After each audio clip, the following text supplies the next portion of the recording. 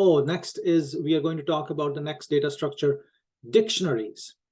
So dictionaries is the third type. So the first type that we covered was list. The second type that we covered was tuples.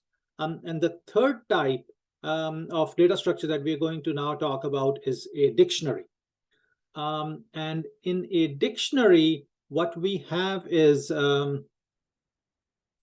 key value pairs.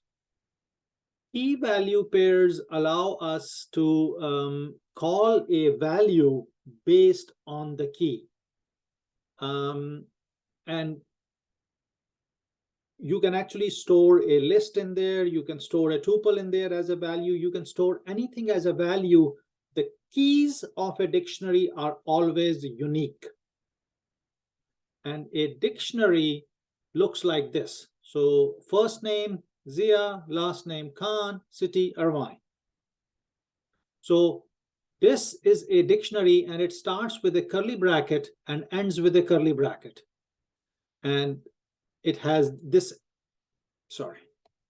this F name is the key, and the value is Zia, and the last name is the key, or L name is the key, and the value is Khan, and city is the key, and the value is Irvine.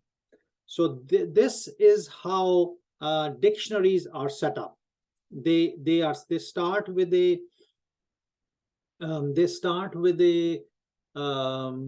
key value pair with curly braces, and then you have a key and a value. And if you want to get the value, you actually have to call the key. And once you call the key, you get the value. So let me kind of talk about how you do this. All right, so moving along now, let me just add a little bit of a differentiator here so that you guys can see. So now we are talking about dictionaries. So in a dictionary, so for example, this is a dictionary by the name of info or information. And it has a key of city, a value of Irvine, last name Khan, and name is Zia. So if I run this, you see that all the values are there.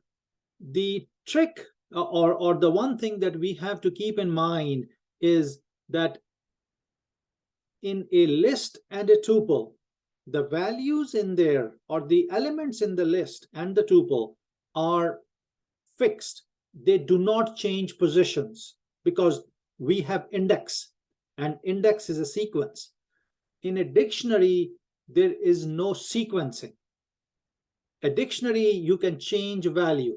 So what I'm going to do is I'm going to take the city out from here, and I am going to add this as a last element.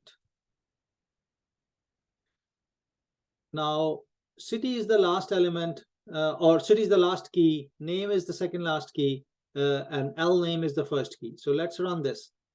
So it, and again, it still kept this sequencing. Let me see, let me run it one more time.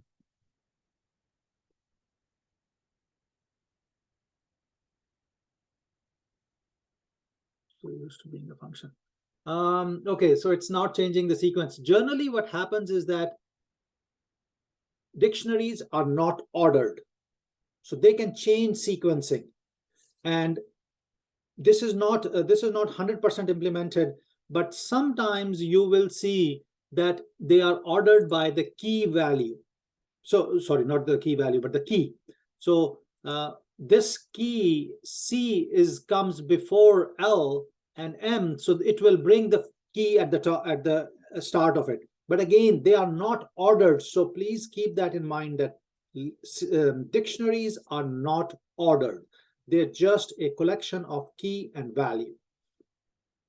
Now, in this dictionary, if we wanted to get what keys are available, we can ask for keys, and it gives us the 3 keys. And if we wanted to get the values, we can ask for values.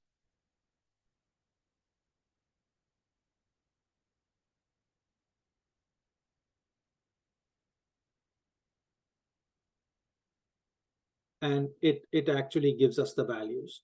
So we can find out easily what the keys are, what the values are of a dictionary by just calling their respective methods. And if we wanted to get the first name of the person or the name of the person, we can say info index name, and that will bring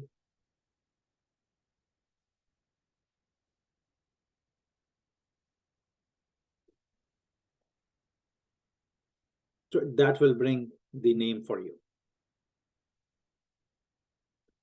So dictionaries are unordered, and they are a collection of key and values. So that's what a data structure like dictionary is. See the exercise here. So use a dictionary to store information about a person, first name, last name, city. You should have keys such as first name, last name, city. Print each piece of information.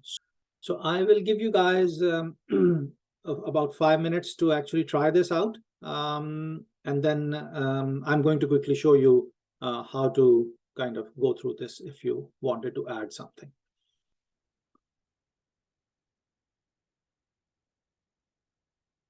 All right, so let's talk about this a little bit and see if you guys have any questions. So we have this dictionary, and I kind of said that when you create a dictionary, like call this as last name. So let me just change it to that. So it's last name, and then it is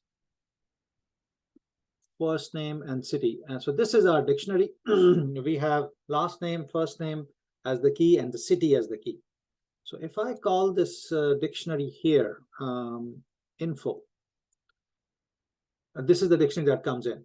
Now, I'm going to do the second one first, and then I will print it. So I'm going to add a cell to it. So the easiest way to add a cell is that you do an index of this new key cell. So I say that in this dictionary info, I want this new cell, and I would like this to be 949. And then let me just call the info dictionary right here. And if you add it, you see there's this new cell and then the phone number added to it. So this is one of the easiest ways of actually adding another key and a value pair to it. Now there is another function, update. I will let you guys go through that update and review it through the documentation, but you can find update as well. There is an option for update in there. Now, when you are printing it, this is our dictionary info, and we want to print it. So we will write a loop here, and in this loop, we are going to basically say that for key in info.keys. So info.keys I showed you earlier actually gives you a list of the keys. So I will get a list of the keys, and then wrong colon. So for k or for key in info.keys, we are going to print k. So you see, it actually printed all the keys for us. So it took that list and printed the keys.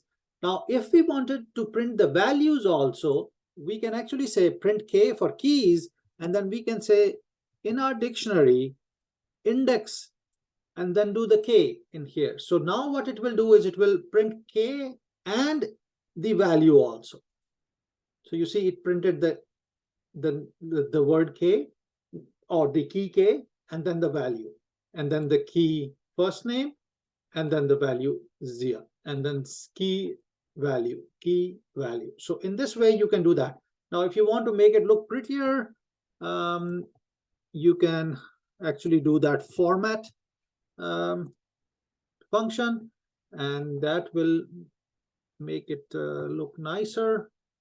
And you can say key is, and this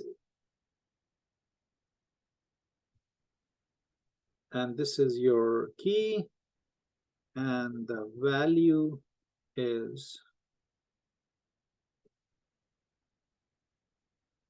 And you can see now it says that the key is last name and the value is Khan. The key is first name and the value is Zia. Key is this and the value is this. So this is how you can actually make it a little bit more prettier if you want to write it. So this is one way of doing it. Any questions?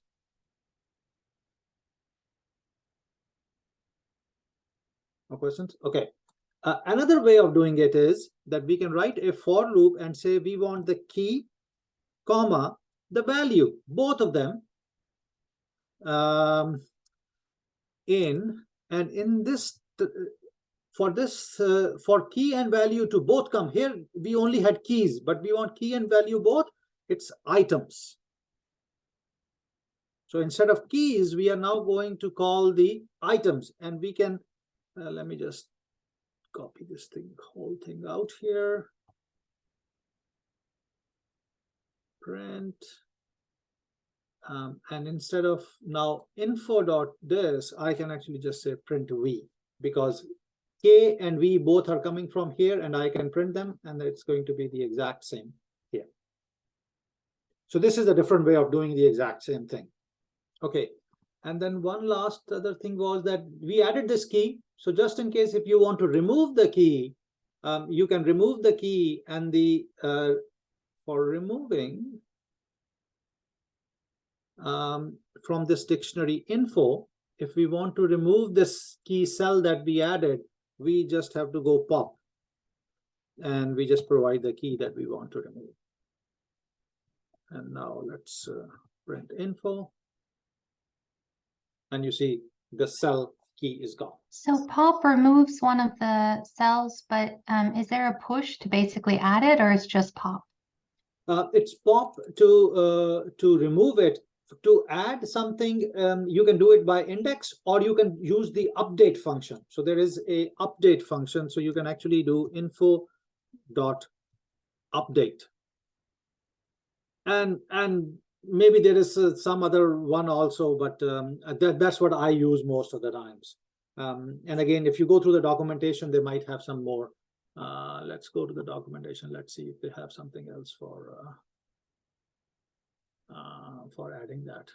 And again, it's hard to remember all of them, so you basically, documentation is your best friend. All right, where are dictionaries?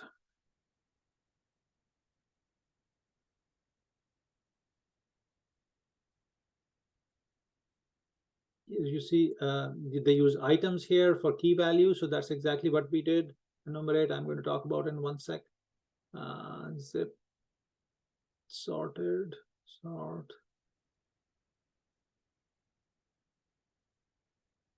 They don't talk about any of that here, but you might be able to actually go further deep into some of these documentations and see that if there is anything else that you can show, because I don't even see them talking about pop here also. Oh, there is this extend method. So dictionaries have append and extend both. So you can actually use append. So that will also add. So just you were talking about push, append will add. Okay, great. Thank you. Yeah. So this is your basically kind of go-to place where you can go and look for any information that you're looking for. And sometimes you can also there is this help, and this is only available in Jupyter Notebook, so you can actually get help on items as well. So you see I did help on info. So info was our dictionary, so it actually brings help for dictionary, and it tells us items, keys, pop. So here is pop, removes that item. Update that I was talking about earlier. So they don't have append here, which is surprising. Let's go back to documentation. Did I read it wrong? You cannot use list as keys, since lists can be modified in their slides. There are methods like, oh, so it's saying you cannot use. My bad. So you cannot use. So there is no append. So what you have to use is update. Where is my So this update method here. So pop is to remove, pop item, update. So this is the method that you will use to actually add something to it. My bad. There's no append and extend. Okay, that's fine. I'll update my notes. Yeah.